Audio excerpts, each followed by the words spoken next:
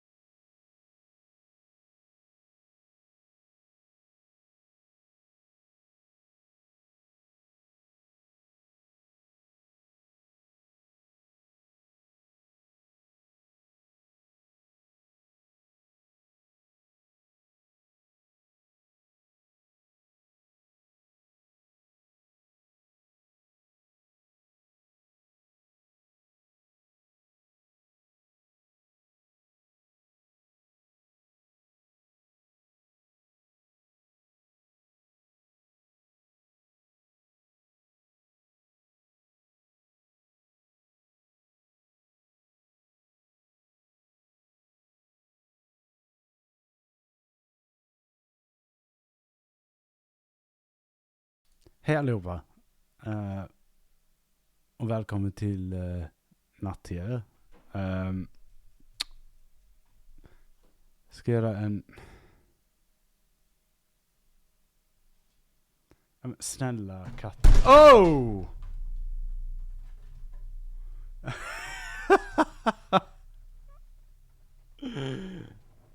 Katten. Varför har jag en skärm i handen? Här.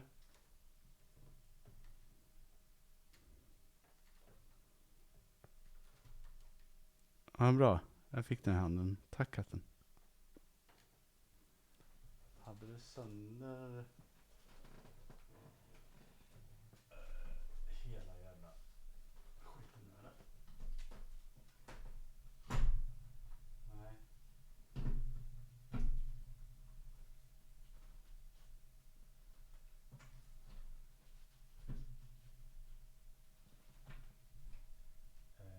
Ja, okej.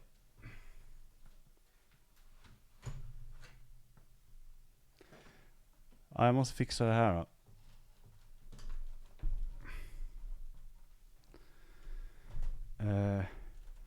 Ja. Ni kan ju kolla på min dödade skärm så länge.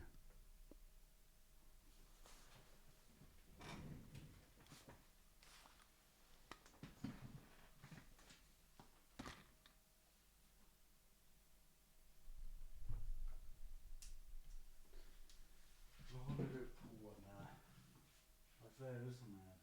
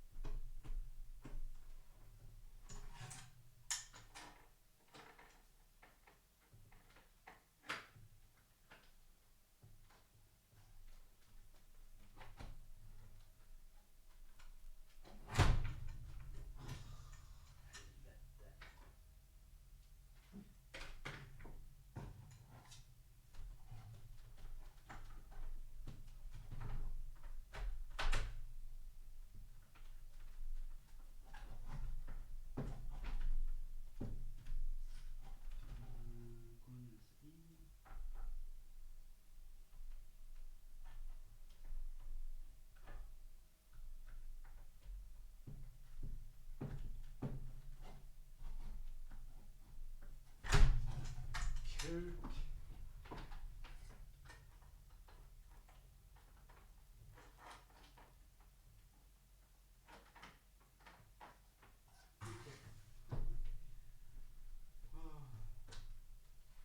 Så jävla sjukt.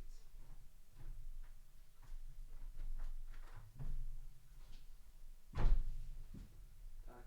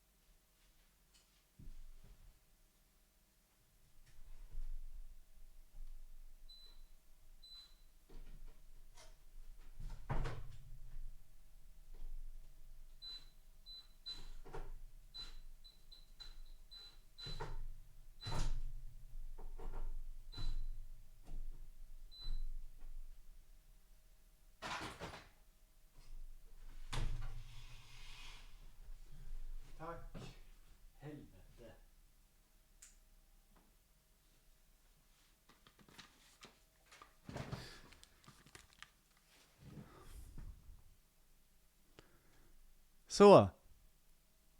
Nu har jag fixat skärmen som katten hade sönder. Vad bra. Katten han bestämde sig för att han skulle lägga all vikt på skärmen, så fästet lossnade. Så jag fick skärmen i handen.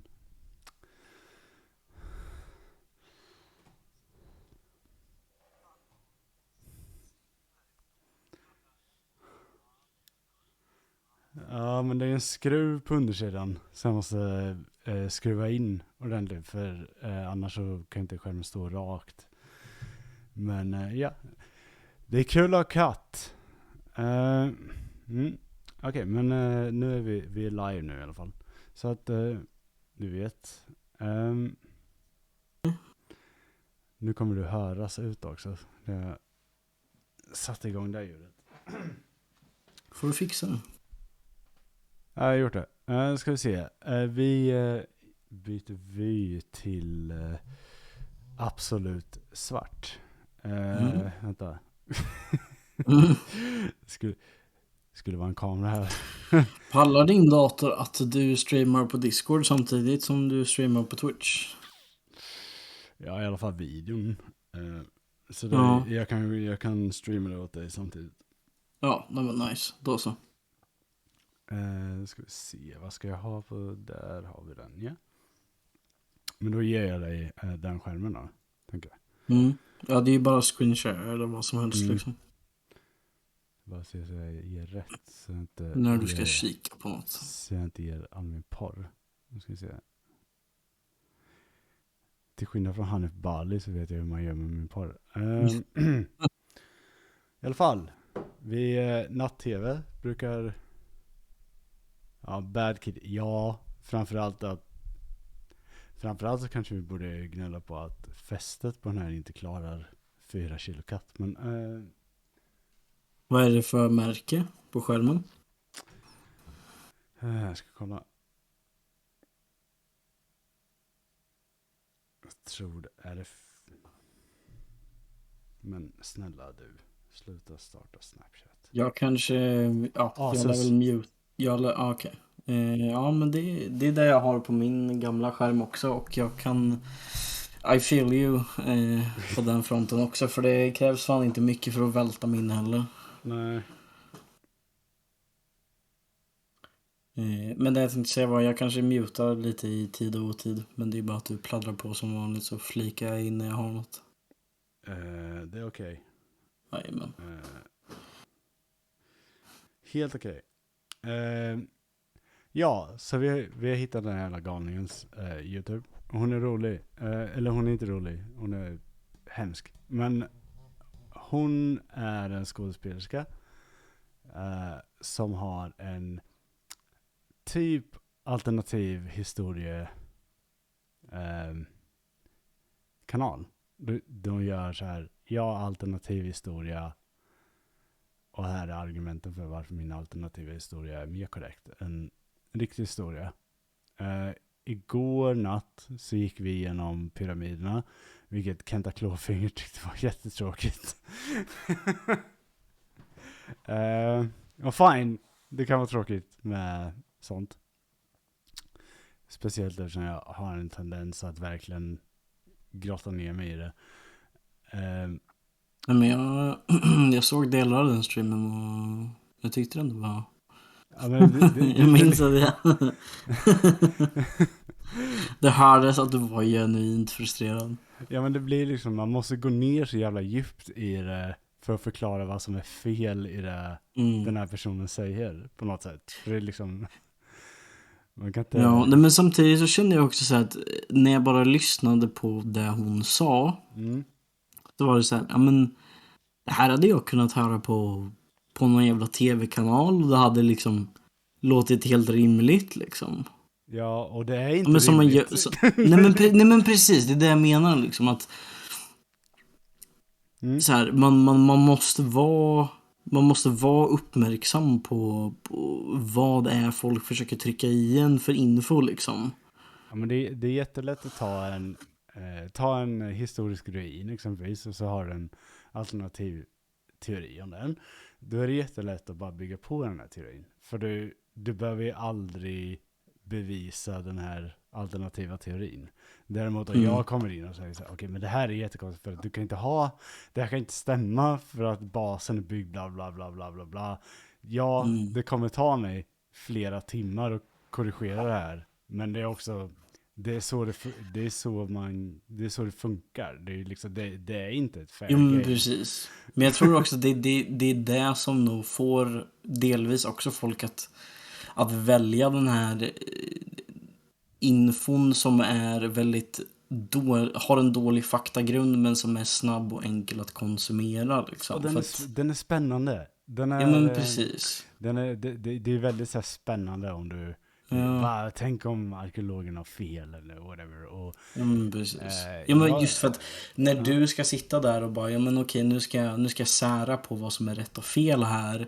Då blir ju det för dig väldigt seriöst, det blir väldigt allvarligt och du spenderar väldigt mycket tid och energi på det för att men rätt ska vara rätt liksom. Ja, precis. Men för en person som absolut inte liksom läser den här typen av information i vardagen så blir ju, alltså din version blir ju svårare att konsumera än den här personen liksom. Absolut. Så att det vinner ju över folk när det liksom låter häftigt för att folk har ingen jävla källkritik längre. Så att bara det låter bra så bara, men okej, det låter väl rimligt, då köper jag det liksom.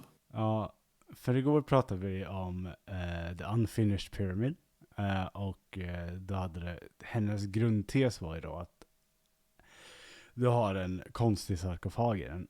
Det håller jag med om, den är weird. Men det är det enda också som är weird. Och sen så försökte hon liksom hon försökte bygga ett narrativ om att den här pyramiden var annorlunda än de andra. Men det jag försökte liksom bygga in i streamen igår var att det här är bara en pyramid som inte har blivit klar. Den är precis byggd som alla andra pyramider under mark där gravkammaren är. Och sen så ska du ha pyramiden ovanpå det. Och som jag sa, den enda pyramiden som skiljer sig här är Keops pyramid. För det är den enda pyramiden som har gravkamrarna inne i själva pyramiden. Men det låter ju coolare om du säger att den här ofärdiga pyramiden är weird. Men den är ganska logisk egentligen om man bara tänker att okej, hur bygger du de andra pyramiderna? Om man börjar liksom från början där. Hon har i alla fall väldigt mycket följare. Och en sak kan jag ge henne. Hon är extremt karismatisk. Det här är en person, hon vet precis hur man pratar med folk. The Unfinished Pyramid är en pyramid som vi pratade om igår. Den kan man inte besöka. Men det är liksom bara en bottendel av en pyramid som inte är klar. Den är typ som de 2 andra pyramiderna vid Giza, men inte som Keops pyramid då. Typ. Ja, jag tänker dra det där igen. Jag gick igenom det jättemycket igår. Det finns, jag tror vodden finns kvar. Så att jag går igenom det jättenoga där. Och jag tänkte att vi skulle kolla på något annat. Jag tänkte att vi kan kolla på The Barabar Caves. Kanske? Jag har redan sett den här videon, men vi kan ju kolla på den ändå. Jag måste ju repa. Nej, vi kan kolla på den i alla fall. Så ni kommer se hur bra hon är på den narrativgrejen. Hon är läskigt duktig på det här alltså. Let's just do it. We don't need any notes. We're just going to wing it. We're going to be absolutely fine. Hey guys, my name is Johanna James. This channel is all about ancient history and mystery. And today we are going to be going to India. Not literally, like educationally. It's really cool. Fuck you. So actually India is just such a huge topic. We're not going to go and learn all of India, but we're going to look specifically at possibly my new favorite, most impressive ancient mystery that there is. It's the Barabar Caves. So what are the Barabar Caves? What are they? They are a series of man-made caves. At some point, some very, very skilled persons went in and they've made these incredibly precise, incredibly like mirror finish, just utterly amazing cave system. And nobody really knows why or how, because yet again, the age-old conundrum of you can't really date stone. Not that accurately, so... Jo, det kan man. Men ja, all sten kommer vara väldigt gammal. Det är liksom, det är sten. Så att den har ju format i liksom berget. Så nej, du kan inte göra vanlig kol 14 på en sten. Och så bara, wow, den här stenen är asgammal. Den är 8 miljoner år gammal. Däremot så kan man kolla efter saker som vilka typer av verktyg som används för att skära ut den här stenen. Och du kan kolla på det du hittar runt omkring den här stenen och vad som är byggt med den här stenen. Så då kan du på något sätt åldersbestämma den. Det hon gör här är väldigt snyggt. Det är att säga att det finns ett sätt att åldersbestämma saker. Det stämmer inte. Man använder aldrig bara ett sätt. Kol 14 är ett sätt. Men du använder typ 14 andra sätt innan du säger att okej, den här stenen är 3000 år gammal i sitt nuvarande skick. Och vi pratar om The Barbar Caves. Det är någonting man misstänker kommer från något som heter Maya-imperiet i Indien. Det är liksom 400 år före Kristus kanske. Eller 400 år före vår tidräkning. Måste lära oss att det är så man säger nu. Vi säger inte Kristus längre. Och det är en imponerande liksom, det är ett imponerande gradsystem. Det kan man inte säga någonting om. Ja, i alla fall. Som börjar ju lite snyggt med att typ det här är helt wow. Det här går inte bestämma någonting om det här. Det är klart det går. Jag vill bara klarlägga det innan vi fortsätter i resten av den här videon. We don't know who did this. If you weren't looking for the Barbar Caves, I imagine like you probably wouldn't see it. Here, like this. This is the steps going up, and look at this tiny little door. Teeny weeny little door. It's a bit of like Fan, jag hatar den. a kind of Doctor Who TARDIS situation where from the outside he doesn't look like what would be on the inside. No wait, that was a bad reference because it's smaller on the inside than it is on the outside. That was a bad reference. Don't look at that. It's deceptive about what it would look on the inside from the outside, because on the outside obviously it just looks like a rock, and then you go in and it's these super precise curved tunnel thing. And the more you look into it, especially with like science, the more utterly astounding this task was. Like this is a feat of extreme engineering. And also just... Okej, jag vill bara säga det här så här. Feat of extreme engineering. När arkeologer säger det så absolut. Då har det folket som har gjort den här har ju lagt in det lilla extra. Men polera sten är inte liksom extreme engineering. Vi vet hur man gör det. Bland annat så har du sten har olika hårdhet. Så du har en sten som du ska skära. Vi gick igenom igår bland annat hur du skar sandsten med hjälp av sand. Men också om du ska polera en sten. Om du har en sten som är hårdare än den stenen du arbetar så är det inget problem att polera den. Det handlar bara om att det tar tid. Det gör det definitivt. Men du kan polera sten med sten. Det är bara att du måste ha ett material som är tuffare än stenen du behandlar. Så att visst, det kanske blir svårt att polera granit. Men om du har vanlig bergsten och sen att du har en bit granit, då kan du absolut använda den biten granit för att polera den här andra stenen som är mjukare, mindre densitet. How did they do this? How did they cut and polish this rock to like literally mirror precision? I mean, a lot of stuff in Egypt is like mirror shiny, but this is possibly the most flat mirror shined polished stone that I've seen. I'm gonna say it. So what's the like the traditional story. So if you go on like Wikipedia, it says that the Barabar caves were attributed to around 300 BCE because, and only because, there is some inscriptions in various places around the site which say the name of the...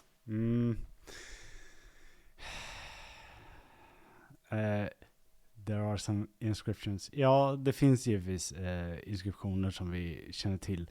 Grejen är så här att de här inskriptionerna, dels så är de viktiga för att de är förmodligen inte gjorda under samma tidsperioder. Så då har du liksom att då kan du genom att kolla på de här så kan du säga så här, okej, den här är gjord då, det här är gjord då. Då kan vi på något sätt igen åldersbestämma de här grottsystemen som hon pratar om. Jag tycker det är lite fult att säga så här, we got some inscriptions here, there, baby. De är otroligt viktiga för att liksom säkerställa vad det här är för typ av konstruktion. Så att, ja. This certain emperor. Cool. Okay. But when you look at the inscription and then you look at the precise work of the person who actually carved out the cave,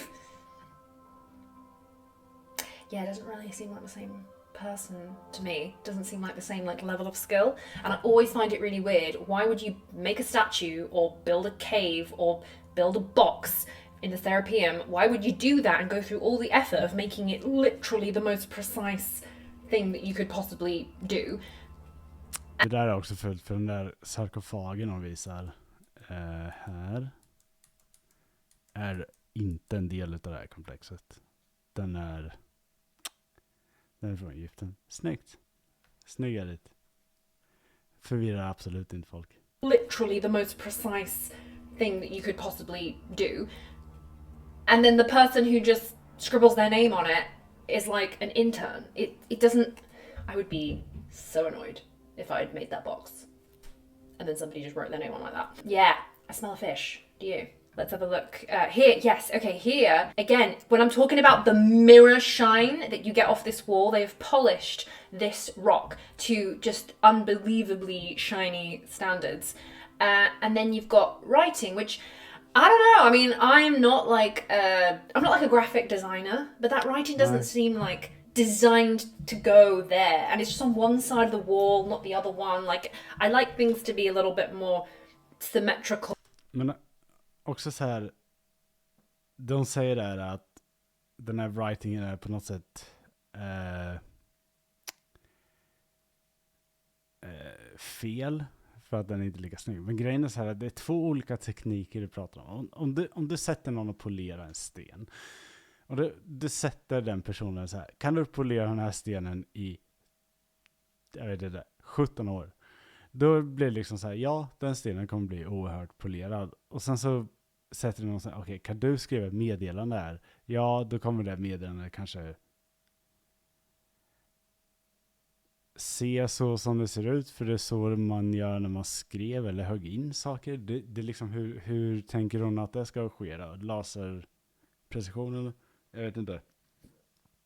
Och sen typ att säga att de som skrev in det här, de är uppenbarligen inte lika duktiga. Det har inte du en aning om. Han kanske var skitduktig på att polera sten, men sen inte skitbra på att hugga in den här texten. Det är två olika grejer vi pratar om.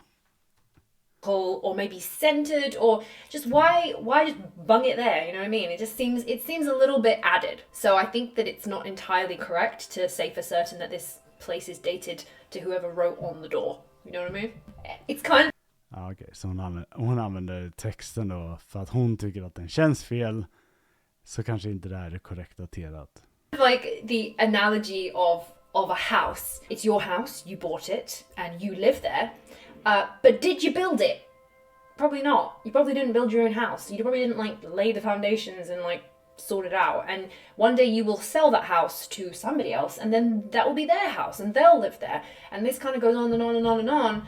But it doesn't mean that you made the house. And I think that is something when I look at all these ancient sites, I'm like, yeah, cool, that person, this is evidence that person was there at that time. Great, we can check that off the list. But we can't say for sure that person living there at that time was the one that made it. Jag vet inte ens vad det här är.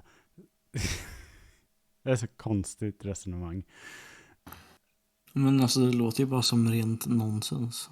Ja, men det är liksom så här, vadå, tror du vi har en 2022 bostadsmarknad i forntida Indien? Eller? Alltså grejen är så här, nej, vi kan inte säga det, men det är ju inte så vi daterar det. Alltså, visst, vi vet att den här personen lever då, men vi kan särdatera saker i de här grottorna. Alltså det är liksom som om du har den här texten och du har de här poleringarna och stenarna. De två har vi ju daterat separat. Sen har vi kommit fram till att okej, de är gjorda samtidigt. Typ. Det är ju inte så att vi har kollat så här, vem var det som hyrde det här? Men liksom hela det där resonemanget som hon så weird. gick igenom, det betyder ju ingenting. Det är ju bara en ordröra. Det är bara, hon bara hittar på saker som... Ja, men det är så här, det här är typiskt, en så här typisk grej som typ, men du vet, man går och funderar på någonting för sig själv och så kommer man på något och bara, men det här låter skitbra, och sen så skriver man ut det. Och så låter det helt jävla... För att det är weird. Nonsens. Det hon säger är weird. Det är liksom bara, hon hittar på någonting som blir smokes and mirrors. För någonting som, jag vet inte ens, hon försöker ju på något sätt undergräva arkeologernas arbete här. Jag är så här, arkeologerna har till 95%. Men då undrar jag liksom, men vad är hennes argument för att det hon... Ja, vad är hennes, liksom, vad har hon på fötterna liksom? Vad fan är din datering? Alltså... Ja, men så här, vad är det här bara random samlade åsikter, eller liksom, vart är bevisen? Ja, men det är lite det. Och jag hatar att hon är så jävla duktig på att prata. För att det är så lätt att falla in i det hon säger. För hon är ju väldigt duktig på att formulera sig på ett sätt som gör att man kanske börjar ifrågasätta de här grejerna. Men om man stannar upp lite och bara, vänta, vad sa du precis? Det här är fuck. Ja, men det är så här, visst. Alltså, sure, det finns säkert saker som vissa arkeologer har missat på vissa sites som de inte riktigt har liksom så här vetat hur de ska placera in i tidsomlopp eller vad det nu kan vara liksom. Det här korrigeras ju hela tiden. Ja, men precis. Det är ett pågående arbete. Ja, och hon får det ju att låta som att liksom, någon står på en plats, hittar någonting och bestämmer att nu var det så här och ingen får säga emot mig överhuvudtaget. Nej, och då har du ju den här att ofta så är det så här, när du är på en plats så är det så här att okej, den här arkeologiska studien sätter åldern till det här. Men det är liksom, det sker ju sällan en studie. Det sker ju oftast fler. Ja, men så precis. har du liksom fler som kan datera. Ja, men och studier har ju också vad ska man säga, vissa kriterier för att den ska anses vara legit liksom. Och det är ju, om man tar arkeologin som vetenskap, så jag vet få vetenskaper som peer-reviewas så jävla hårt som arkeologi. Alltså folk är som... Det är väl en av de extremt få bra sakerna med all gatekeeping inom akademin. Ja, men alltså arkeologer är extremt mycket sitta och typ poka varandra och liksom kolla varandras arbete. Men det är bara att titta på diskursen som har skett kring T-Rex liksom. Men gud det här att typ, någon bara, vänta, det är förmodligen 3 T-Rex vi har att göra med. Och folk bara, nej. Jo. Vadå nej? Nej, du kan inte bara säga nej. Du bara, nej, men jag tycker inte det här känns inte rätt. Nej, okej. Jag skiter i det. Jag får en dålig magkänsla, men egentligen är det bara skitnödig. Ja, men det är typ så här, nej, men vadå fjädrar på dinosaurier? Man bara, jag skiter i att du tycker att fjädrar är töntigt. Det fjädrar. Fuck it. De hade fjädrar. Och så bara, men det finns ju liksom också begränsningar för vad man kan veta. Baserat på bara hitta ben liksom. Ja, och så är det liksom så här att just arkeologi och paleontologi och såna här grejer, det är ju såna grejer att folk har sån passion för de här ämnena.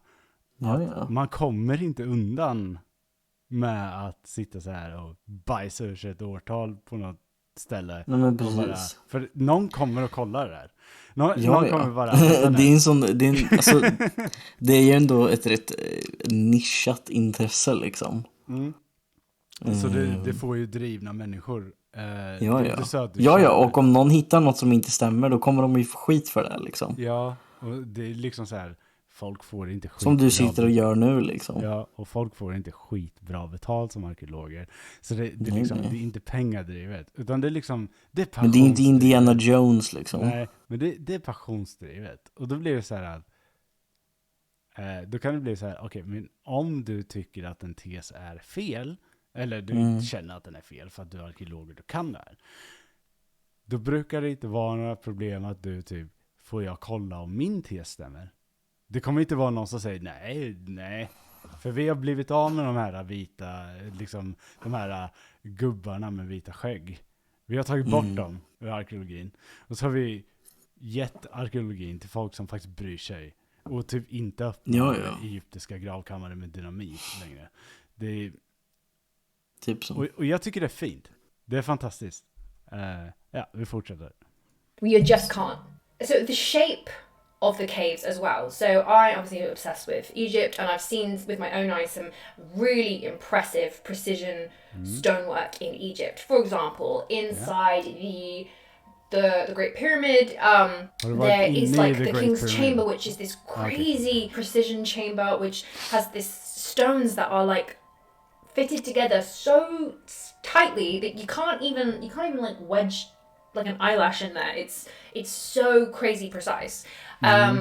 However, it is a rectangle. It's kind of squares and corners, and which is impressive.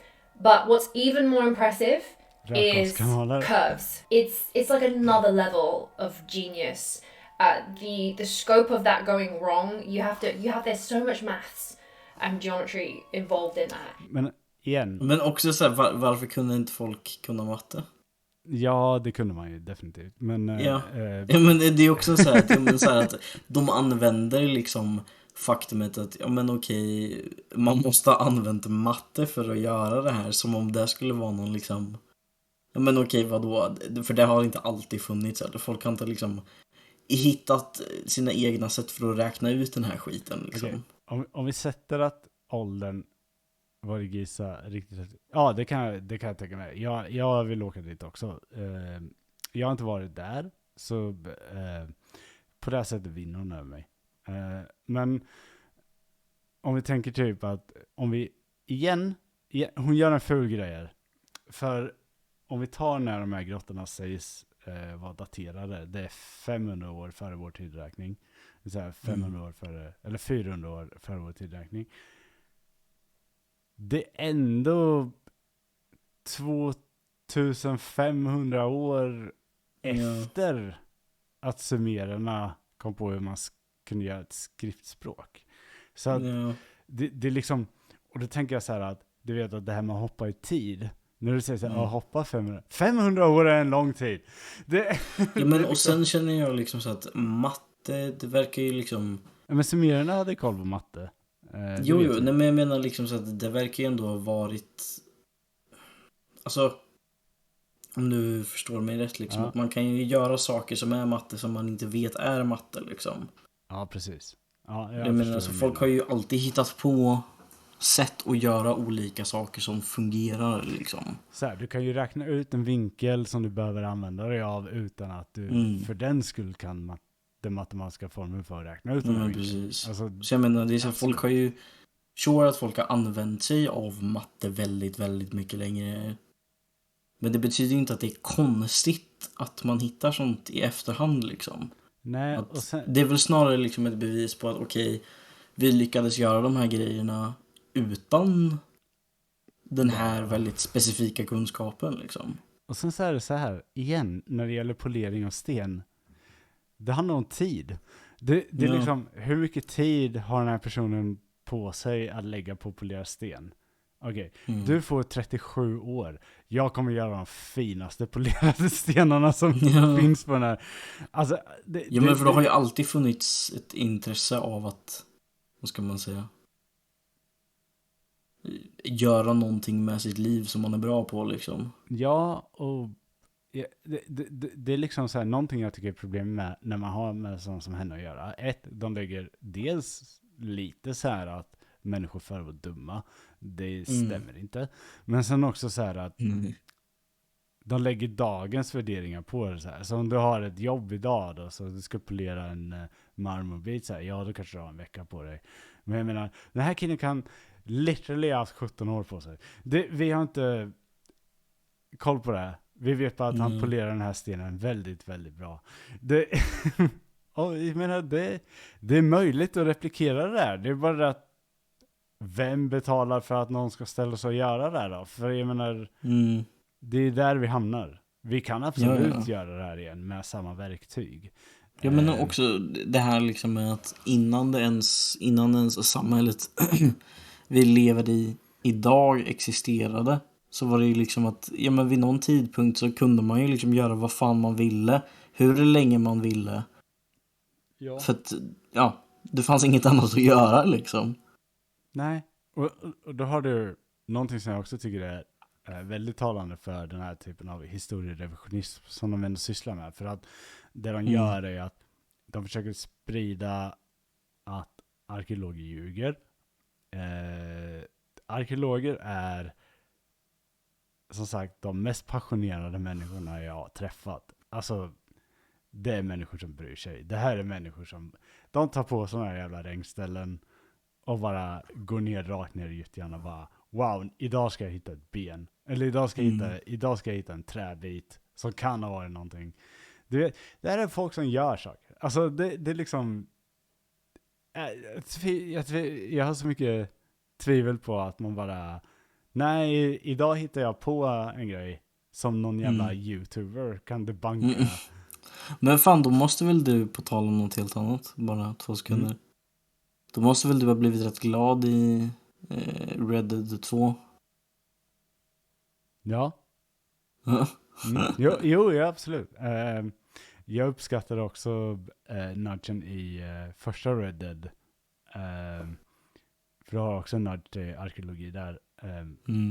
Men det framförallt Red Dead 2 i början framförallt så har det ju hon som gräver efter dinosaurieben i alla fall. Ja, men det var hon jag tänkte på. Ja. Jag har inte forskat vidare på det här så mycket i spelet, men däremot så, ja, det är kul. För det är liksom så här, alltså det är så mycket som handlar om bara passion. Folk som bara jag vet inte vad jag gör, men nu kör vi. Så, det är så mycket grejer som händer. And the thing about the Barabar caves is that they are not square. They are not rectangle. They are curved. Continuously curved. And when they have been scanned and like 3D scan, LiDAR scanned, the maths, the results that are coming back, these things are like perfect, which is such an insane feat to do. Okej, det är svårare att göra de här square. Så det enda jag känner för att säga just nu är att de hittade en autist som kunde göra det här. Men jag känner så att, för jag känner så att jag kan se mig själv, jag som är autist, kan se mig själv sitta liksom, på den tiden fanns inte mycket bättre att göra. Nej, men okej, då ska jag lära mig att göra de coolaste fucking rummen som går att göra liksom. Ja, men också... Och sitta där i flera timmar liksom och bara, men nu ska det bli fucking perfekt. Jag tycker också det är intressant att hon bara, they are not square. Vad då tror du bryter ut sten ur ett jävla brott på och får ut en fyrkant eller? Det är inte Minecraft. Det är liksom det är fan svårare att få de här raka. Alltså rectangle och få dem liksom square. Det är mycket svårare än där de har gjort här. Och jag vill inte ta bort från där de har gjort här. Men det är liksom så här att om du skulle få en 90 graders vinklad plattsten, då är det liksom det är svårare än att du gör en kurva. Framförallt med de verktygen de hade på liksom då. Visst, idag är det lite enklare när vi har typ diamantklingor. Då kan man göra det. Men tänk själv på vad hon säger. När hon säger så här, these are not even rectangle. Vad tror du får ut för sten när du bryter i ett brott egentligen? Tror du får ut en jävla... Ja, här har jag en rektangel. Perfekt tak. Bara lägger det på eller? Nej. Du får ut får flashbacks till det här Assassin's Creed, vet du, i Grekland. Ja. Men jag menar liksom, det talar så mycket om att de inte förstår vad de pratar om. För om du ska arbeta den här stenen, då är det mycket enklare att göra kupolformad än vad den är att göra liksom flat. För att en grej som är väldigt viktig, eftersom jag pratade om pyramider igår, är att en sak som är väldigt spektakulär med typ Keops pyramid är att kungens kammare då har ett platt tak. För att det är en platt granitskiva som man har lagt ovanpå. Det är väldigt spektakulärt. Och då tänker man så här, varför är det där? Jo, för att den har 48 miljoner stenar på sig. Så man tänker så här, då borde den knäckas, eller hur? Så platta takytor, weird. Det är där du ska tänka som det udda. Inte att man har karvat ut en sten som en glasskula typ. För det kan alla göra. Inte jag, men någon annan i alla fall. Fortsätter. Especially as it was pointed out to me that how would you even see to do that inside a cave? Like, it's a very, very hard thing. It's one thing cutting a precise box or something where you can do it out and have loads of light.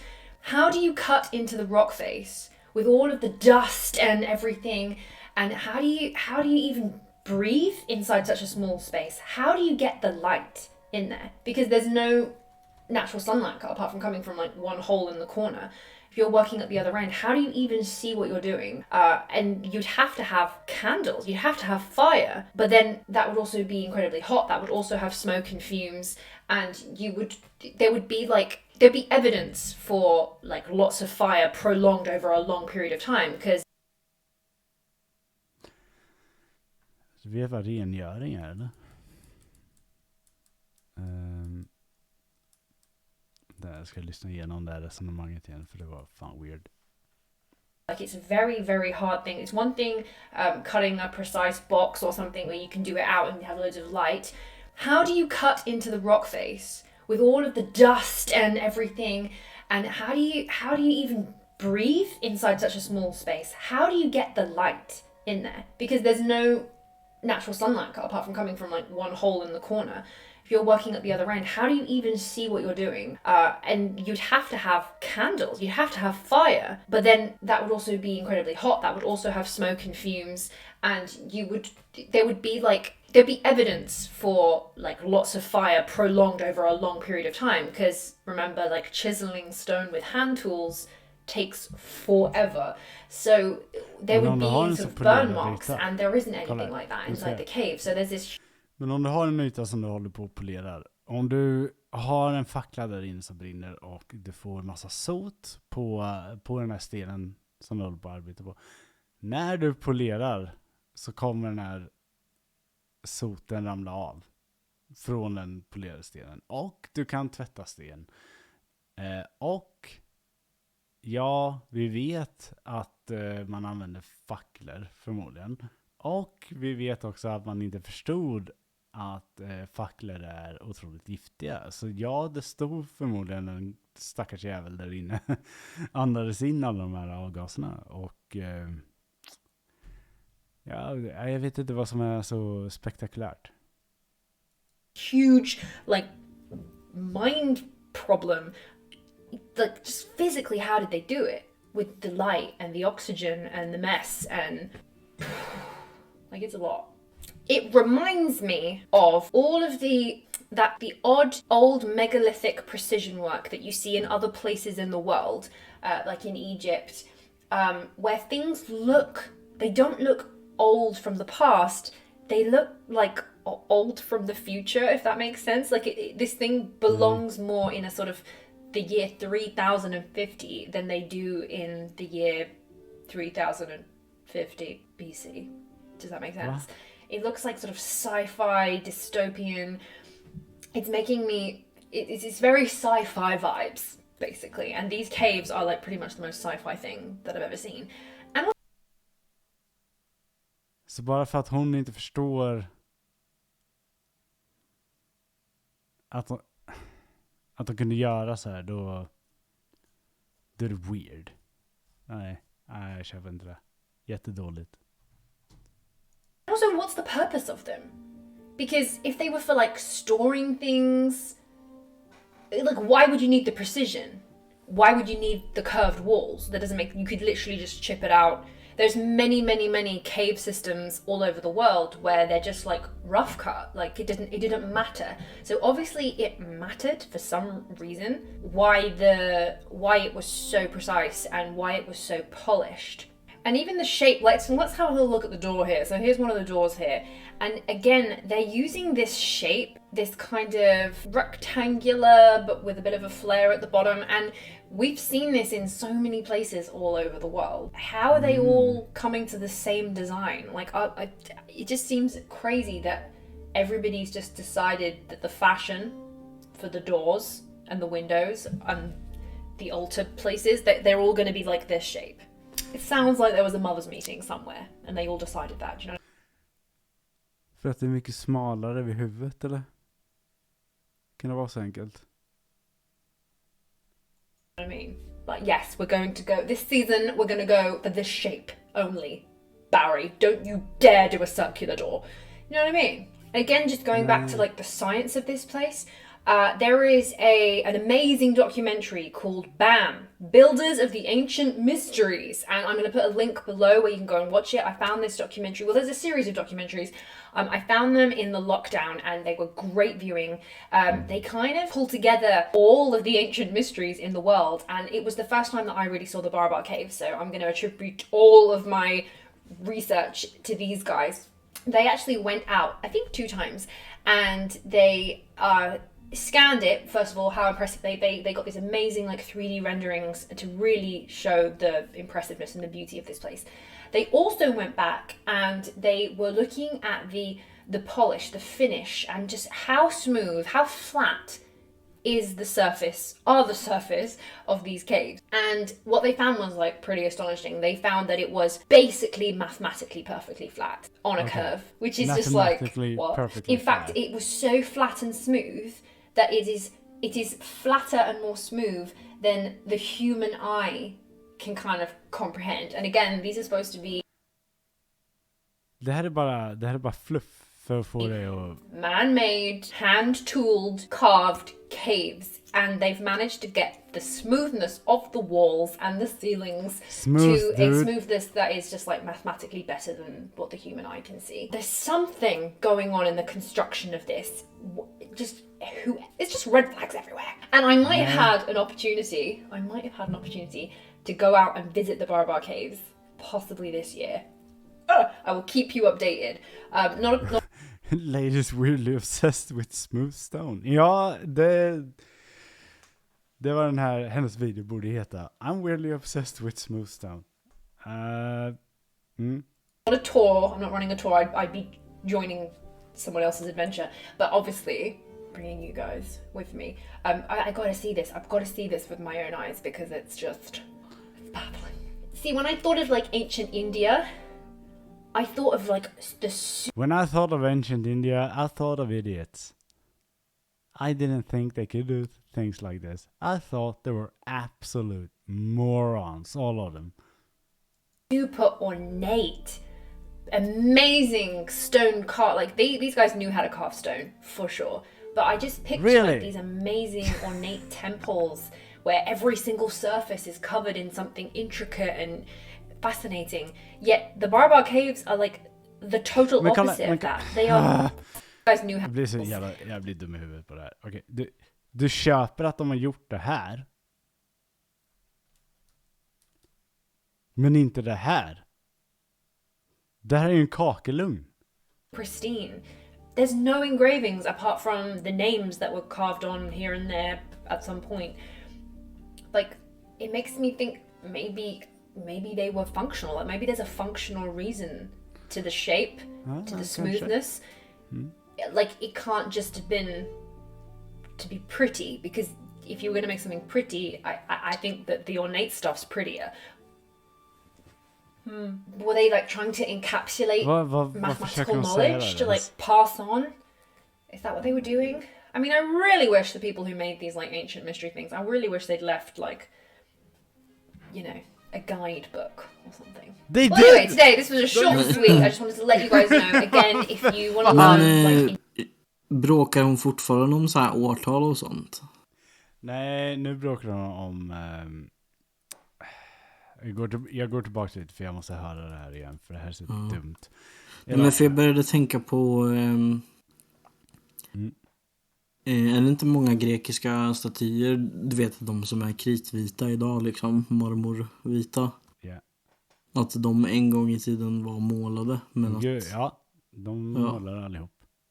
Ja, så jag menar det... Om man applicerar samma argument här så är det inte så konstigt att... Jag menar, alltså om vi säger så här.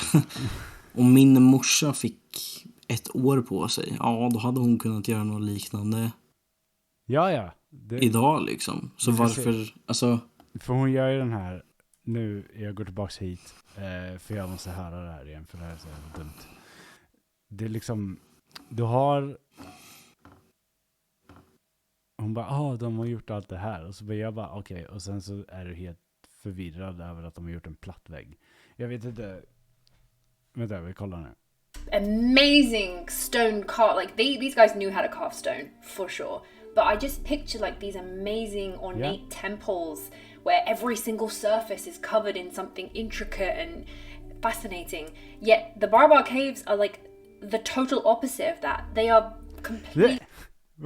Men det här låter ju bara liksom... Det enda hon verkar beskriva är ju typ... Olika personer hade olika intressen och det resulterade i olika saker. Ja, men det är så här. Ja, kolla här. Ja, jag kan tro på det här. Jag kan tro... Det här, det tror jag på. Det här, det är weird. Completely pristine. Helvete. There's no engravings apart from the names that were carved on here and there at some point. Wow. Like, it makes me think maybe they were functional. That maybe there's a functional reason to the shape, to the smoothness. Like, it can't just have been to be pretty. Because if you're going to make something pretty, I think that the ornate stuff's prettier. Men okej, Were they like vad är trying to ditt encapsulate argument? mathematical knowledge? Men mitt argument är att de här människorna som gjort det här, de kan absolut karva sten. Det innebär att de kan göra detaljer, de kan göra platta ytor, de kan göra det här. Ja, men liksom, och det är också så att om man, ja, men som du sa tidigare, att om man sitter med samma sak i 17 år, då tenderar man att bli relativt bra på just den grejen. Ja, och det finns ingenting som förhindrar därifrån att du är bra på att göra detaljrika skulpturer dagen efter. Det är liksom... Jag menar, folk har ju alltid varit intresserade, men och sen, alltså vid sidan av det, folk har ju alltid varit intresserade av konst liksom. Ja, och det kan ge är att okej, vi vet inte vad de här grottorna var till. Fine. Nej. De hade förmodligen ett syfte. Vi kanske aldrig får reda på vad det syftet var. Men det konstiga här är inte att de har gjort en polerad sten. Yeah. Nej, alltså det konstiga är inte att de existerar. Nej, precis. To like pass on. Is that what they were doing? I mean, I really wish the people who made these like ancient mystery things, I really wish they'd left like, you know, a guidebook. De har gjort det! Well, anyway, today this was a short and sweet. I just wanted to let you guys know again, if you want to learn like in detail and see the most amazing like drone footage and 3D renderings, then do go and watch BAM. Men vad står det på typ så här? För jag antar att det här är hennes YouTube-kanal. Ja, det är det. Men jag tänkte typ så här, vad har hon skrivit i sin... Om man säger about this channel och så vidare. Det där soundtracket minns jag från igår. Actress, comedian, ancient history geek. Okej, det var ju United Kingdom. Ja, men grejen är så här, det menar så här, ja, hon är extremt duktig på det hon gör. Alltså jag ser varför folk bara Varför de dras in liksom. Ja, för hon makar sense. Men så fort man börjar plocka isär det här, typ, men du är insane. Det är liksom, jag tänker så här att folk måste gå tillbaka till, vad är det simplaste, eller vad är liksom basen någonstans. Det är liksom så här, om du har en människa och du tänker så här att den här människan ska bygga ett hus. Vad är liksom grunden för att den här människan ska bygga sitt hus? Istället för att börja med, wow, det här är fantastiskt. Tänker du så här, okej, vad finns det för material i närheten? Vad är det han har? Okej, han har shiny stone. Okej, han kommer bygga det här huset med shiny stone. Det betyder inte att det är något särskilt med att han har shiny stone. Det betyder att shiny stone var 2 meter från hans hus. Alltså man måste liksom gå tillbaka. Ibland måste man gå till grunden. Ja. På riktigt liksom. Ja, men för det är ju alltid en avvägning man måste göra liksom, huruvida två saker hör ihop eller inte liksom. För det finns ju alltid potential för att det är en olyckshändelse så att säga. Ja, och då har du ju det där att man måste alltid tänka, okej, vad är den rimligaste punkten på något sätt? Ja. Då är det liksom så här, okej, då har det ju typ som när man pratar om obelisker i Egypten. Då brukar man tänka så här, okej, de är weird för de är skitfina. Men grejen är att vi har en ofärdig obelisk i Egypten som vi kan kolla på och bara, wow, här är exakt hur de gjorde den här. Vi behöver inte undra det här längre. Och så då liksom ändå är folk så här, hur gjorde de obelisken? men du har den här. Vi vet hur de gjorde. De avbröt den här för den fick en spricka i sig så de sket den. Och det bara så här, men hur gjorde de egentligen? Men du har det här! Du liksom bara gå tillbaks så grundligt du kan bara till är det rimligt att man kolla upp det där du pratar om innan så kommer du förstå varför. Hon gör ju det för att det är väldigt charmerande för henne att kunna sitta och göra sina cute så här om saker och ting. Men det är så också så jävla medvetet för att du spär på den här grejen med så att hon kanske har en tanke så här, hon är lite förvirrad där om det här och bla bla. Så men det är lite om får jag säga det? Säg inte. Cissi Wallin. Ja. Ja, okej, det kan du säga. Ja, absolut. Ja, det påminner om Cissi Wallin. Men du har den här så här, men jag ställer bara frågor. Och så är det så här, fast gör det. Ja, för att så. Frågorna du ställer är weird. Ja. Det är liksom... Och de är också för specifika för att det någonstans inte ska kännas som att du vet att du snackar skit liksom. Ja, för att om du har den här frågan så om vi hittar vi åker upp till Birka i Sverige så du liksom så här, du hittar ett hus och då tänker du så här, okej, vad är det byggt av? Och så kollar du trämaterialet så okej, det är gran. Och då tänker du så här, okej, kollar du till vänster. Okej, vi har en skog här med gran. Okej, så det är rimligt att de använder gran. Och så liksom, det är så man får hela tiden. Det är först när du inte kan göra den kopplingen, den snabba kopplingen, så blir det så här, okej, det här är weird. För då blir det liksom så här, okej, varför är det här udda? Vi har ett par sådana platser i historien som är liksom så här, man bara, okej, det här är weird. För vi kan inte riktigt koppla det här. Men hon försöker göra det på varje plats. Det var inte korrekt. Why do the oldest structures in the world of ancient history, why are they the most precise and the most well made? Fuck off. And why did they get worse? Det är också en sån här grej. Hon bara, vad sa det? Hitta på det. Och ingen kan bara... Hi guys, I'm Johanna. Welcome back to my channel. I'm a massive ancient history nerd and I make videos talking about history. I've had a couple of people request a specific video and I thought it was a good idea, so I'm going to do it. I, for one, have a lot of skeptards in my family and they... Kan hon ha skeptards? Men snälla någon. Skeptards? Det är ju bara en... Nej men snälla. Nank, jag är en skeptard. Ja. För jag är inte insane. Men alltså, jag tänker alltid så här när Men man alltså kör, kan någon får ringa... They do not believe at all there is anything funny about the historical timeline, and it really is frustrating for me because for me, in my eyes, I can just see so many weird holes and gaps and things that just do not make sense. So history has taught us that human beings have been around for hundreds of thousands of det finns hål i den där timelinen, men det beror på att vi har inte hittat någonting. Men precis, liksom så här, sure, jag är väl den mer av dig och mig, så är väl jag den som är mer villig att köpa grejer som kanske inte har en scientific grund, om man säger så. Ja, absolut. Och sure, alltså visst, ja sure. Nej, men du liksom, ja precis, men det kan man ju vara. Man får ju vara, ja. Men det är inte där. Det är det att det hon pekar ut så här, och bara, det är massa hål i vår tidslinje. Ja, för att vi har inte hittat någonting där. Precis. Vi vet inte vad vi ska stoppa in. Poäng liksom, att så här, visst, jag kan köpa att det finns ställen där 1 + 1 inte blir 2 liksom, men jag tänker inte dra några slutsatser för det liksom. Nej, och då blir det så här, ja, det blir ett svart hål. För det är liksom så här. Men då finns det ju också människor inom det här fältet som också är medvetna om det och vill lösa problemet liksom. Och jobba på det, ja. Ja.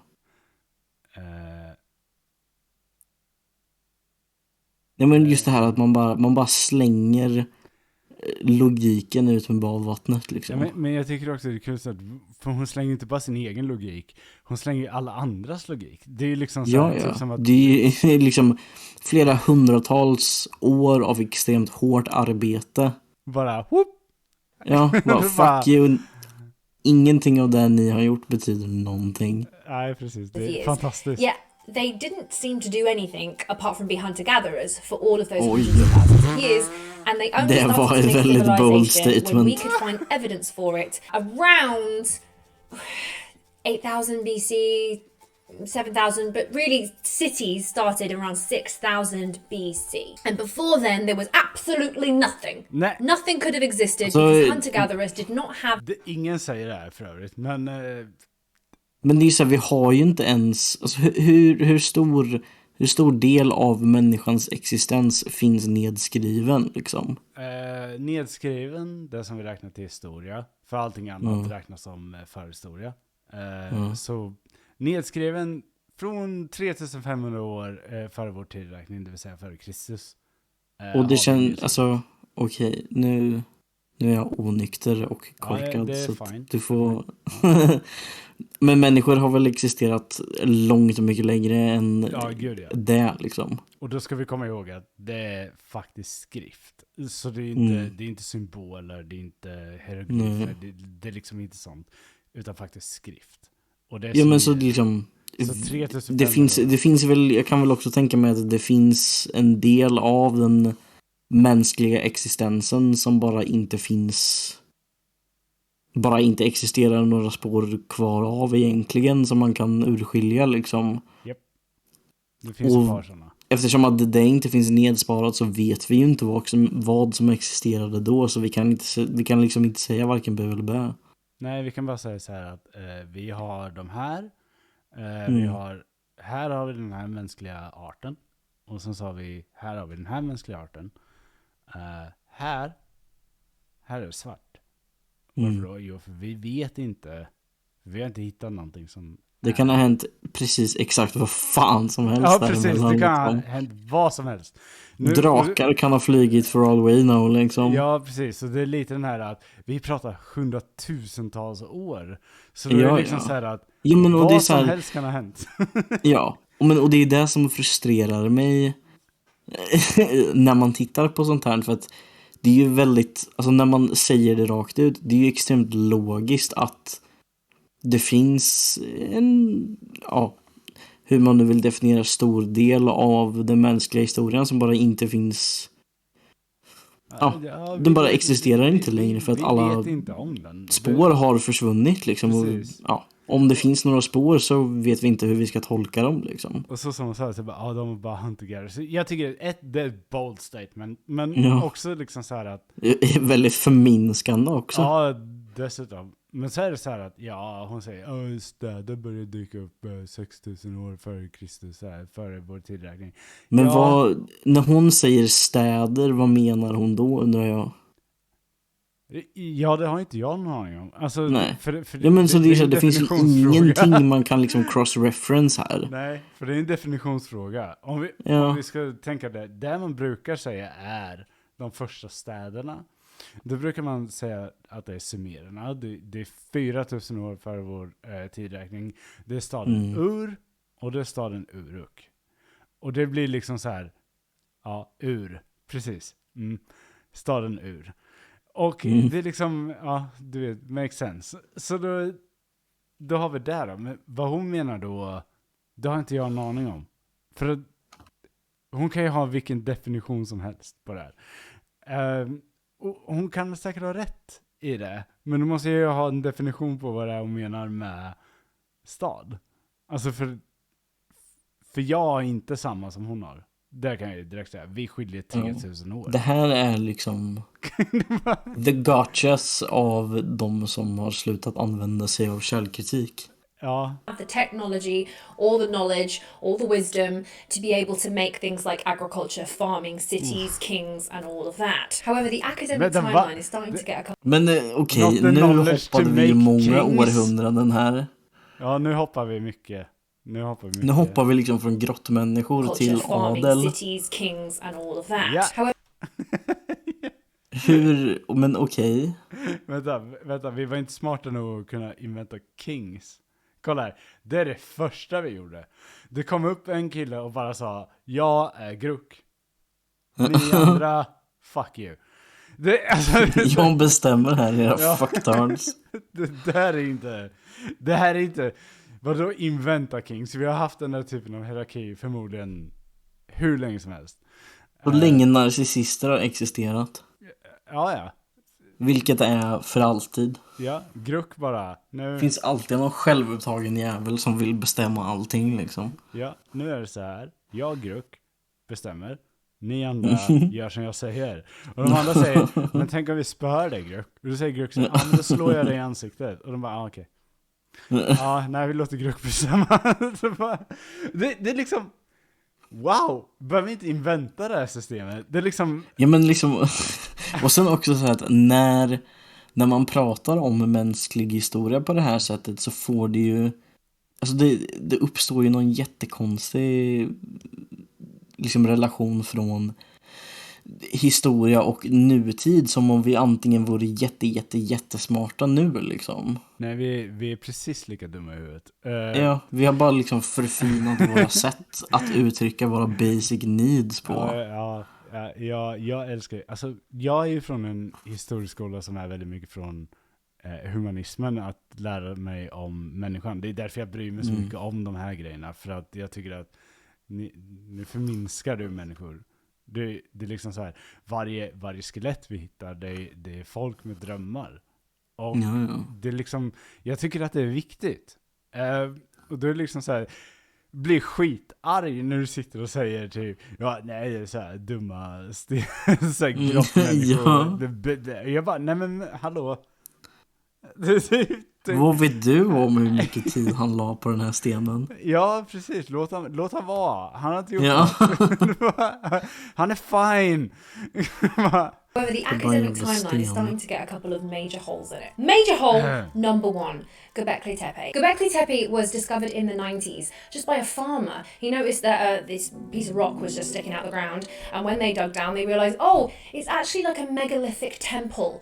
A very, very old megalithic temple, and they've only excavated about 10% of it so far there, so there's still so much under there that could literally be like the key to human history, but they don't have the funding to excavate the whole thing right now, which I'm like, Elon Musk. You can't carbon date stone, it's like impossible. You Men kan man få existera någonstans på internet utan att Musk dras upp? Was deliberately covered up. They could actually date when the soil was squished on all around this area. So they could date the soil that the stone... Jag ska berätta en hemlighet för dig. Det är så här, Okej. när du gräver efter fossiler Mhm. så gräver du i lager. Ja. Så det hon säger här är bara det lager som vi kan datera. Ja. Det säger ingenting om att man har täckt upp det här. Utan det är liksom bara att det kan ha täckts upp naturligt. Det är bara... Nej, men och sen tänker jag väl också, jag vet inte hur jord beter sig, hur olika typer av jord beter sig, men det kommer ju också finnas någon jord rör ju på sig liksom. Mm. Så det kommer ju alltid finnas någon mängd liksom cross-contamination. Ja, tänker absolut. Men du har ju den här, det hon säger är så här, de täckte upp det här själva. Det finns ingenting som tyder på det. Det tyder på att den här platsen har täckts upp av jord under en viss period av tid som vi kan spåra via jordlagrarna. Det finns ingenting som säger att människor har gjort det här. Det är liksom... Nej, men jag tänker också så att om en viss mängd jord har legat på en plats i ett visst antal år, hur är det ett bevis på att någon medvetet med uppsåt la den där? Nej, det finns inte. Det är liksom så här, det hon säger nu är ju rent hennes egen spekulation att människor skulle ha täckt upp där. Jag tror inte de har gjort det. Jag tror det var så här, de som trodde på whatever man följde där kanske slutade tro på det. Och då men man lät det förfalla liksom. Ja, precis. Och det kanske var mycket sandstormar där just då. Ja, det är i Turkiet. Så bones were on. That makes sense. And when they carbon dated it, they found out that this structure was buried 9,600 BC. It's like 11,000 years ago. This thing was covered. It could have been built thousands of years before that. It was just covered 9,600 BC, which literally outdates. It's like twice as old as Stonehenge. That's how crazy. Nu pratar vi tusentals år. Men jag tänker också så här, sa inte hon precis att vi var cave dwellers då, eller? Uppenbarligen var vi inte det. Det är också den här liksom skillnaden på typ vad som händer i Mellanöstern och vad som händer på liksom norra delen av the hemisphere så att säga. Ja. Det är som att hon blandar dem på samma gång liksom. Precis. Och bara att, men det här har hänt vid något tillfälle. Vem vet hur det här hänger ihop? Vem bryr sig? Typ. Ja. Göbekli Tepe. Ja, det är Göbekli Tepe hon pratar om. Men då tänker jag också så här att så först säger hon att vi är, du vet, den här killen med sin sten. Jag tycker att den här killen med sin sten, leave him alone. Han får vara med sin sten. Det är okej. Kanske satt och polerade den i flera år och så kommer en massa människor nu och bara nej, men han har inte kunnat göra det här. Han skriver för fult. Ja, men det är liksom så här. Okej, du sa precis att vi var killen med sten. Och helt plötsligt har vi byggt det här komplexet. Det är nästan som att du inte vet vad du pratar om. Och alla arkeologer som hittar det här är typ, fan vad häftigt. Wow. Nu har vi ett till pusselbit. Men det känns ju också som att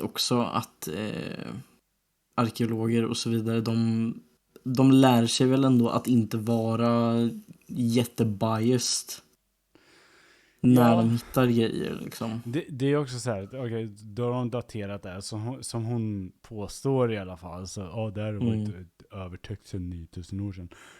Tveksamt på den, men det är liksom så här också, om det har varit så, då stämmer ju inte hennes tidigare egna teori om att Thomas med stenen satt i en grotta och käkade en ren som han hade klubbat ihjäl med en jävla kloss. Så jag menar, grejen är liksom, hur ska du ha det? För att en arkeolog kommer säga så här, wow, nu har vi hittat det här. Wow, då får vi flytta runt lite på det vi tänker om mänsklig historia. Ja, men det är väl det jag känner är större skillnaden mellan typ sådana här content creators och folk som faktiskt jobbade med det här. Att de som faktiskt arbetar med det, de är liksom glada när de får mer konkret info som gör att de kan placera ut saker bättre på tidslinjen liksom. Ja, det är inte så att de blir förskräckta. Alltså det är det sådana som hon är. De försöker få det som att arkeologer blir förskräckta över att de hittar det. Ja. För att det stämmer. Nej, de blir Arkeologerna skitglada. rasar. De blir skitglada. De bara, wow! Vad fan är det här? Det är liksom 2000 års historia. Vi bara, whoop. Ja, men det är ju också så här, bara en jävla normal del i liksom alla former av forskningssyften liksom, att många av de som håller på med det här gör det för att de genuint är intresserade. De vill stöta på de här problemen. De vill liksom precis, och vi vill veta så mycket man kan veta om det här. Och vi vill lösa det här mysteriet. Alltså, ja. Vi vill lösa människans historia. Alltså, ja, men precis. För det är ju det som är alltså, så här, som det jag sa förut liksom, om att det är ett rätt nischat intresse liksom. Mm. Och de som arbetar med det, alltså man stöter ju på, alltså om vi säger så här, man stöter ju på flera arkeologer som är liksom genuint också privat intresserade av deras arbete än vad man stöter på folk som jobbar på ICA som är genuint intresserade av hur man förbättrar hur folk handlar liksom. Jag hade frågat en person som jobbar på ICA, frågade hur det mår.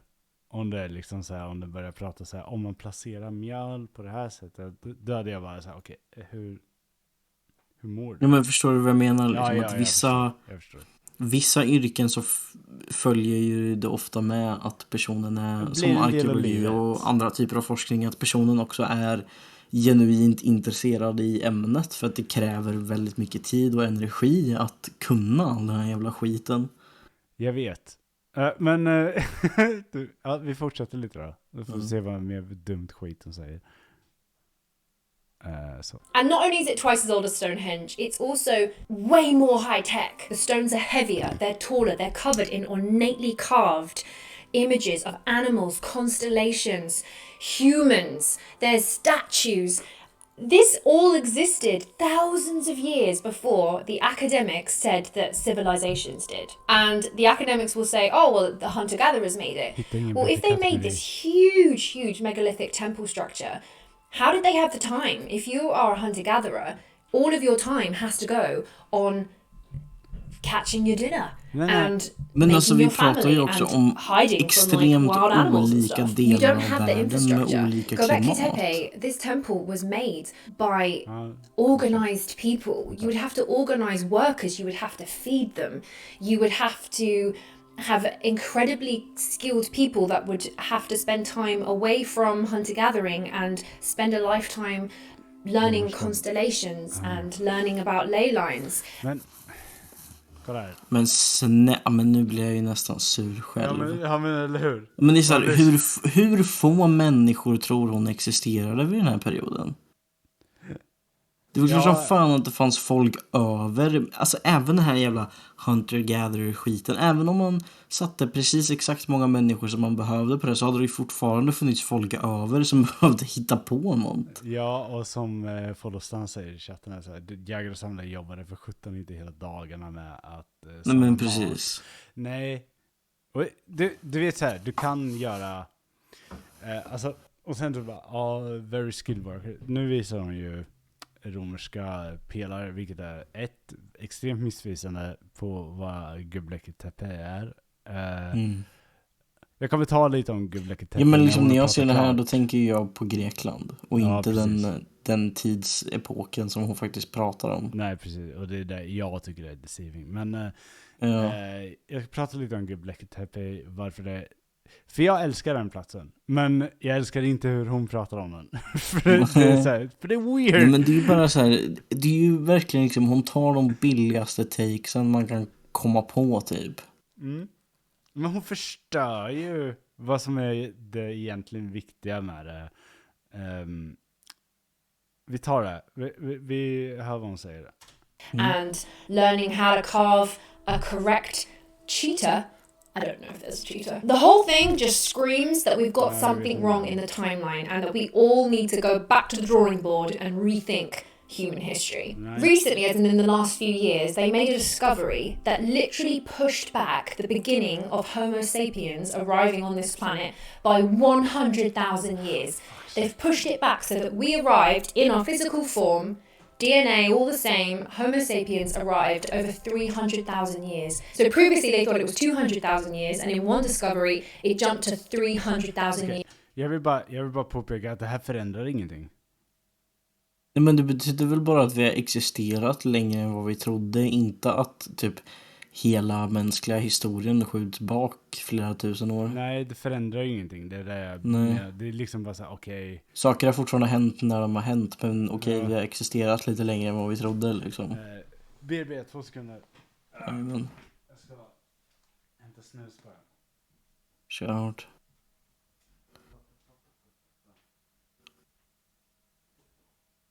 Nej, det är väldigt lite som maker sense här.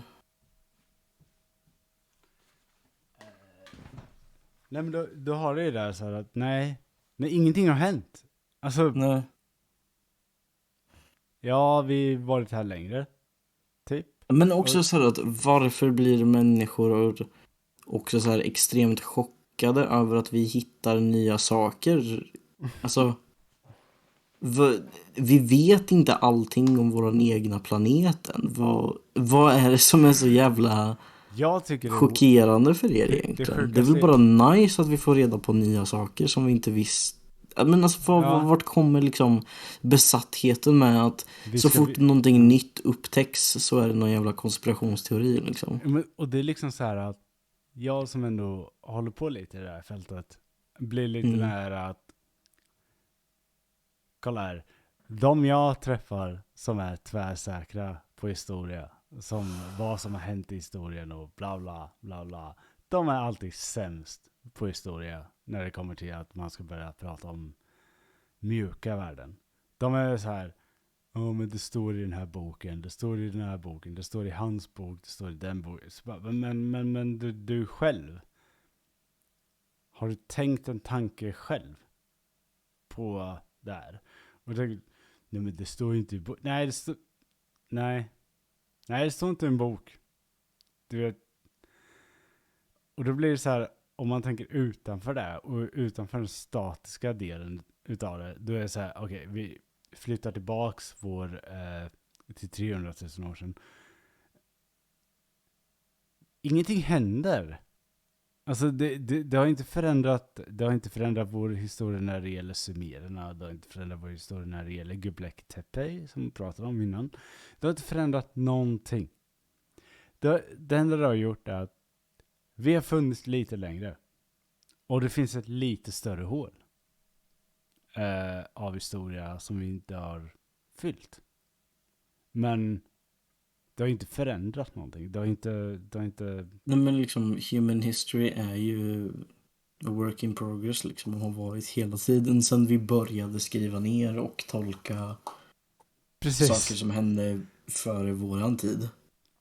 Precis. We just gained 100,000 years of human history, and you're still telling me that these people did nothing until 6000 BC? Nej. It just doesn't fly with me, Susan. I just feel like we're... Det är bara du som säger det här. Ja, men precis. Det var exakt det jag skulle säga. Det är ju hon som säger att människor inte gjorde eller kunde någonting. Så det är omöjligt att de... men liksom, ja. Det verkar ju... Hon plockar ju alla argument man kan göra mot det här. Hon måste ju liksom skära bort den delen av bara allmän fakta för att få det här att fungera liksom. Men det måste ju vara så medvetet. Det är liksom, för jag menar, om du säger då som hon säger så bara, so we did literally nothing. Det är ingen som säger det. Men hon har typ googlat ancient aliens. Och sen så har hon gått därifrån. What if ancient aliens but no aliens? Och så bara... Lite så. We're missing something, and we're not keeping our minds open to the possibility that there might have been loads of cycles of civilizations coming and going over hundreds of thousands of years.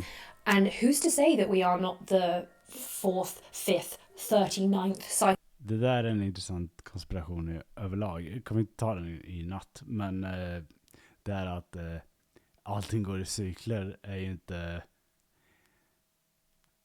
inte hon är inte den första som drar den, men den är weird. För att nej, allting går inte i cykler. Vi går i rätt mycket en rak jävla linje, rakt mot vår egen död. Så det är bra försök där. Cycle of human civilization. Who's to say that? Well, Who? a lot of people, actually. As well as Göbekli Tepe, there is also another temple structure that I think is in the Philippines, which I've forgotten the name. I'm gonna put the name here because That I think is in the Philippines. Okay. I've forgotten it. It's like Gunang Patang. That wasn't it. I'll put the name. And that has been carbon dated because originally they carbon dated the top of the structure and it was about 2000 BC. But as they dug down deeper and they could carbon date deeper and found more and more structures, the dating on this site could potentially be 20,000 years old. Ja. Interesting that as soon as those numbers though started to get significant. Interesting that the dating on this site could potentially be 20,000 years old. Så här. Underneath the surface to a depth about 10 feet, 3 meters, a second layer of similar rock columns thought to be 7,500 years to 8,000. Kolla, det här är 1000 år. De är mellan de här.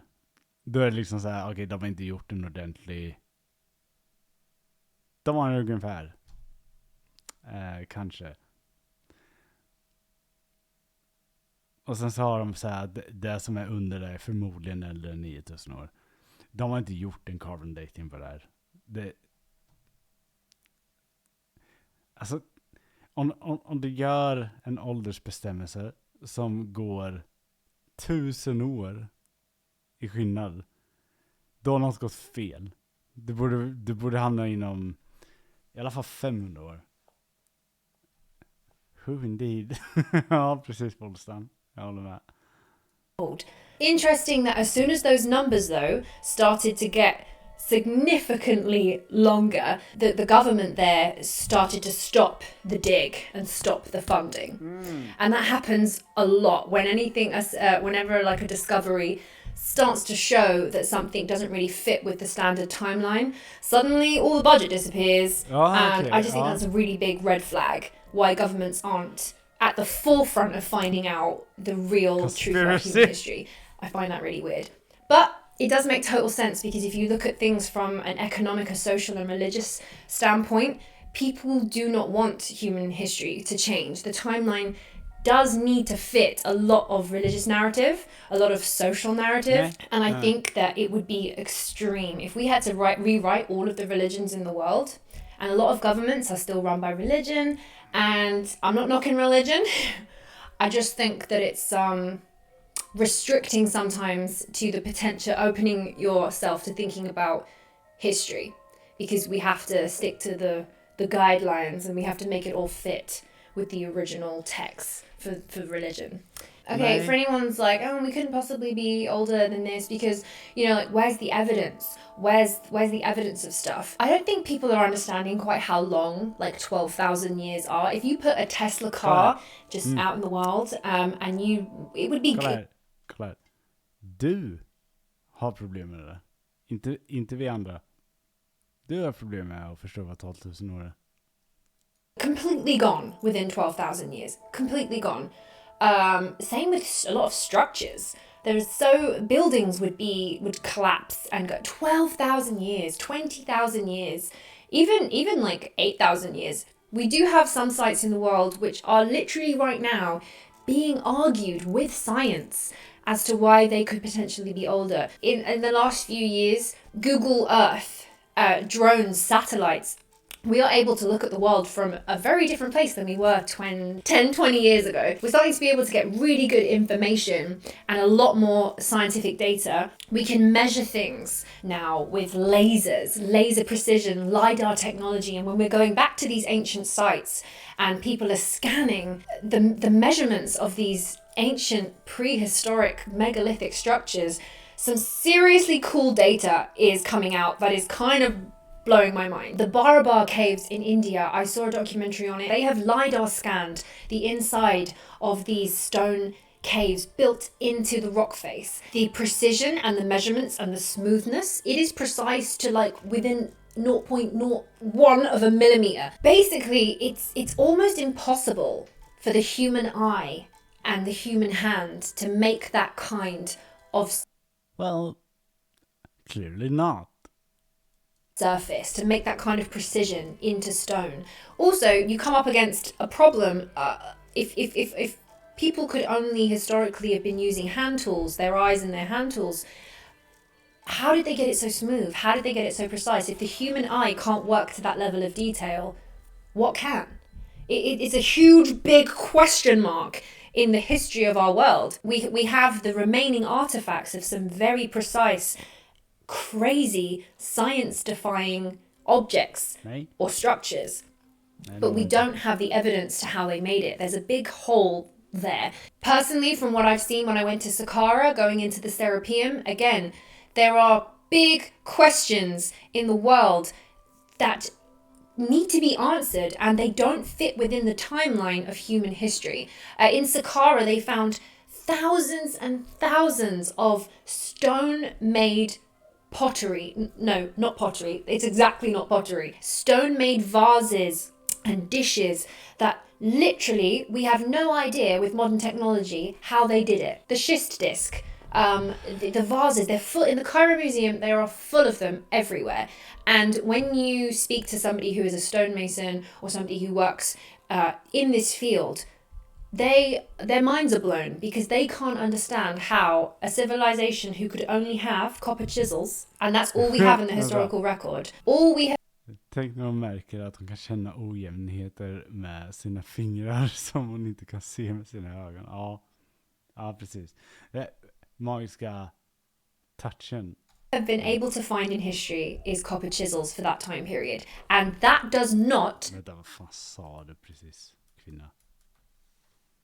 The vases, they're full in the Cairo Museum. They are full of them everywhere.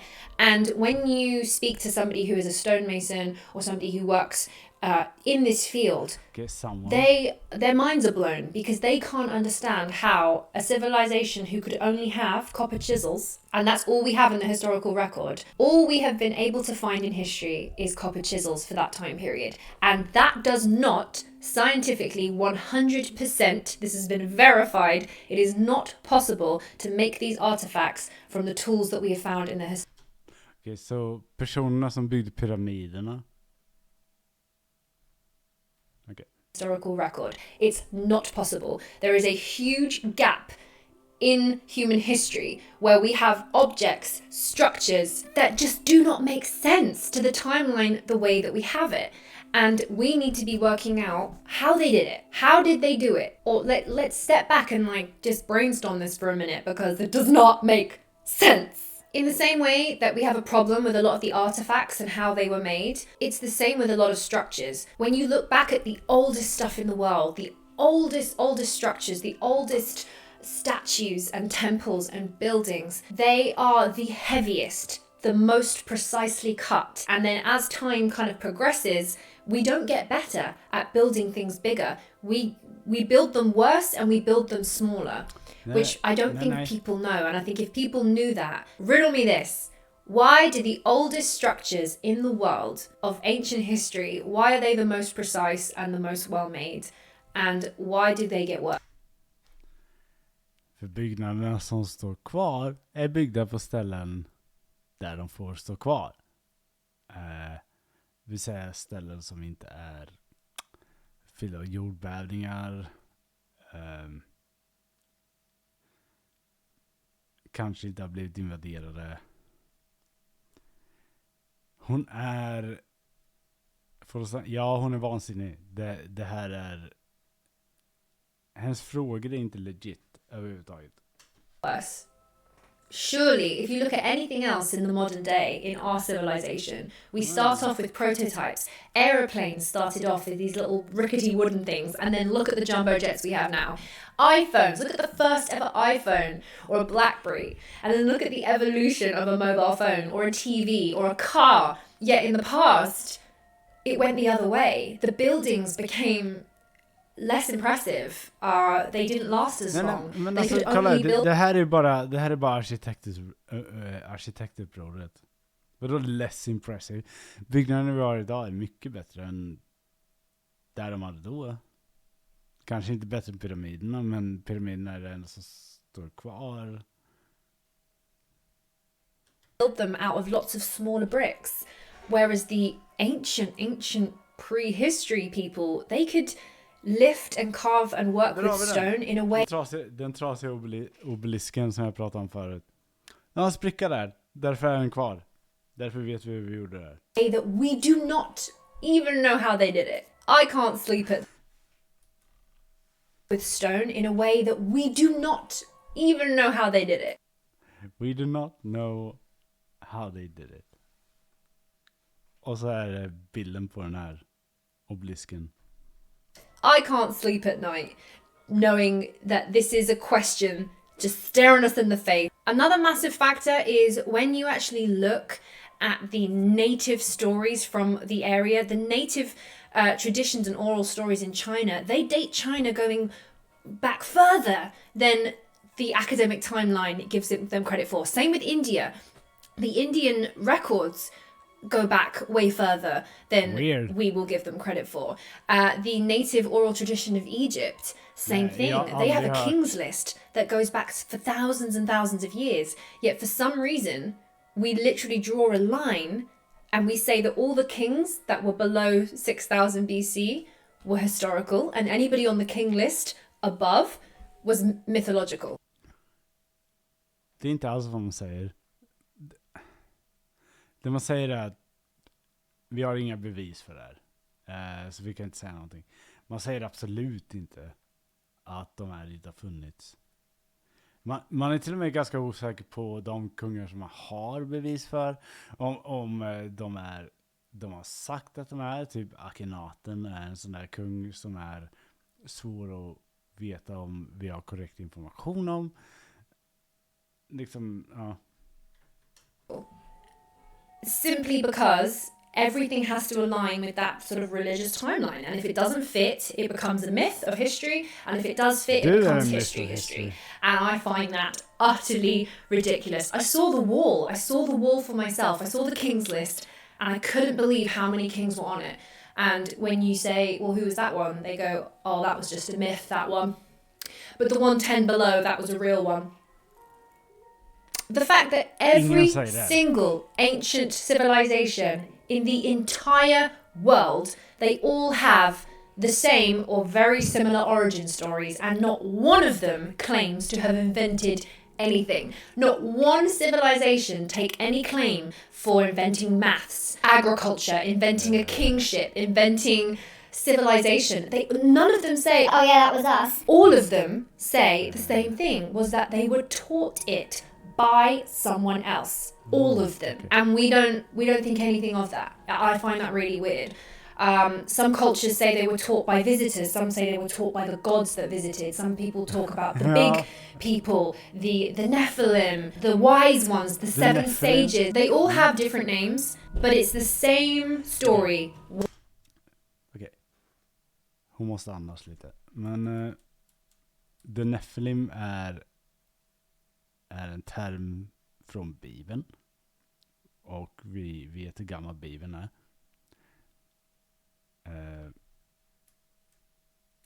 Den är inte äldre än den här Kings List som vi pratade om nyss. Men också så här, vadå folk inte har claimat att de uppfann matematik? Eller fuck off. Else. All of them, and we don't think anything of that. I find that really weird. Some cultures say they were taught by visitors. Some say they were taught by the gods that visited. Some people talk about the big people, the Nephilim, the wise ones, the seven sages. They all have different names, but it's the same story. World. Nej, det är inte. Jesus. Nej, Nej. Wide. That they were just living their world, they were being hunter-gatherers, and then people arrived, visitors arrived, and they taught them how to do this stuff. And it kind of makes sense. This is what I think the timeline of human history was. I think that throughout the hundreds of thousands of years of human history, we have always risen to that point where we have made civilizations and we've made cultures, and these cultures have evolved and they've grown. We live in a very cataclysmic atmosphere. We don't feel like it is because for the last 10,000 years we've been all right. But science is starting to pull up that we live on a cataclysmic cycle, which is kind of terrifying if you think about it, because the thing about a circle is that what goes around comes around, and it will happen again. So everyone knows about the dinosaurs being destroyed in the comet that hit the dinosaurs. Dinosaurs being destroyed? We all know that one. But did you know that there is growing evidence that about 13,000 years ago, Earth was... The dinosaurs being destroyed, hon pratar alltså om extinction. Vadå being destroyed? Det låter ju som att det är en byggnad. Fuck you. Hit by another round of comets during the Ice Age called the Younger Dryas. And this is looking like the reason why there was a huge spike in temperature around that time, as seen by the scientific graph. So these comets, or even fractured bits of comet, whacked into the Earth, completely melted instantaneously and obliterated the ice sheet that was covering most of North America, turned the ice into a huge cataclysmic tsunami that spread over about 2/3 of the world, kind of destroying literally everything. And it might account for why every single ancient civilization has a cataclysmic flood story in their origin texts. There is a thing called the Torrid Stream, and it is literally like a belt of flying asteroids and comet shrapnel. När det gäller flooding theory, när det gäller det som sker med Noaks ark, det är ganska garanterat att det är från Gilgamesh-påset. För det har en översvämningsdel i sin story. Så det hänger ihop. Det är liksom så här att så den här äldre historien lånar vi och gör vår historia med. Och det är så det går ihop. Och sen att det har hänt någonting som gör att den där storyn fanns från början. Det är vi ganska överens om att vi förmodligen tror att någonting kan ha hänt. Så att ja, det är därför folk kommer på det. Men Bibelns flood history, den är ganska förmodligen tagen från Gilgamesh. Shrapnel, and we fly through it as a planet 2 times a year, every June and every November. So 2 times a year we're just like cracking on with our daily life and watching Netflix, and we are literally flying through an asteroid belt of horrendously sized shrapnel of comets, and any one of them, if they hit us, we would be utterly destroyed in cataclysms worse than any disaster movie you will ever watch, and we have no idea about it.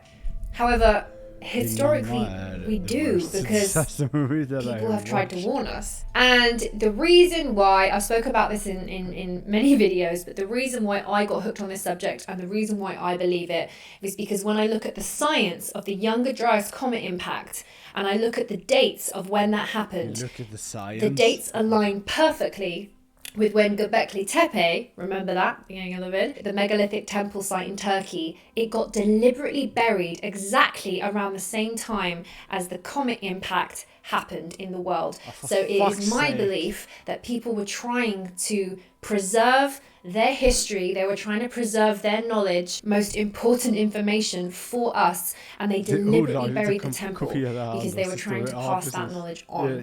And it was only thousands and thousands and thousands of years later that we discovered it. And we still haven't even looked at the whole thing. When you read Plato's Atlantis, and you look at the story of that and the story of Solon, who's a historian. He traveled to Egypt around 600 BC, and he asked for the history of and the origin story of the Egyptians. And the Egyptian origin story told to them at the time by the priests of Egypt were that Egypt was a colony that survived a huge cataclysm where everybody was destroyed in a day and a night. Well, not everybody, because obviously there was a few survivors. And it happened 9,000 years ago. 9,000 years plus 600 jag ska också equals sova. 9,600 BC, Tack the för same det. year that Göbekli Tepe was fuck off. covered Nej, up jag orkar for some inte. reason unknown, and the same year that we have.